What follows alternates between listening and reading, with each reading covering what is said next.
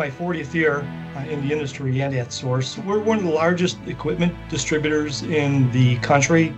We have 13 distribution warehouses from coast to coast. We have salespeople and support teams scattered all over the country. Our home office is down in Arlington, Texas. That's also where our training center is, Source University. When I first started many years ago, I thought we sold widgets. What I've come to realize is that we actually sell environmental compliance and regulatory compliance, and our training center allows us to help support that. We also have a large fleet of what we call our warehouse on wheels, which are construction trailers that moves all around the country, takes inventory and puts it actually on job sites, allowing the contractor or the marketer to build their site there. So the site is safe.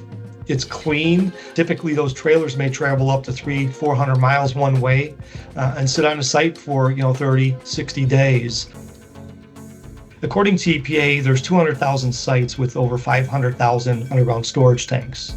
120,000 of those sites are C-stores. The others are fleets, United Parcel Service, U.S. Postal Service, municipalities, military bases. All those sites are impacted by where energy is going. And today, for somebody to come on board and have to learn about all the different things that are involved within a fueling system and then tie it to the environmental compliance and regulatory compliance and governance, it's very burdensome.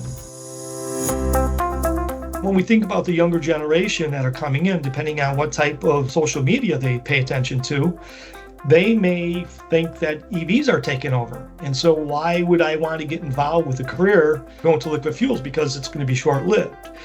That allows us to take the information we learned from the Transportation Energy Institute to get a real honest feel for how long some of these energy sources are going to come to market, be it EVs, be it hydrogen, be it CNG, and then put those in perspective.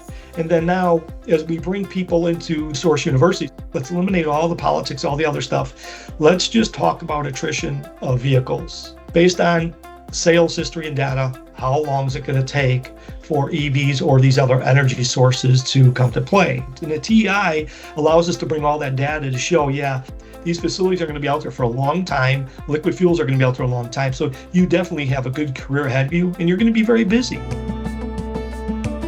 We're all working to achieve the same goals, which is to use cleaner fuels, to get more out of those fuels, but do it where they are stored and distributed safely for all of us.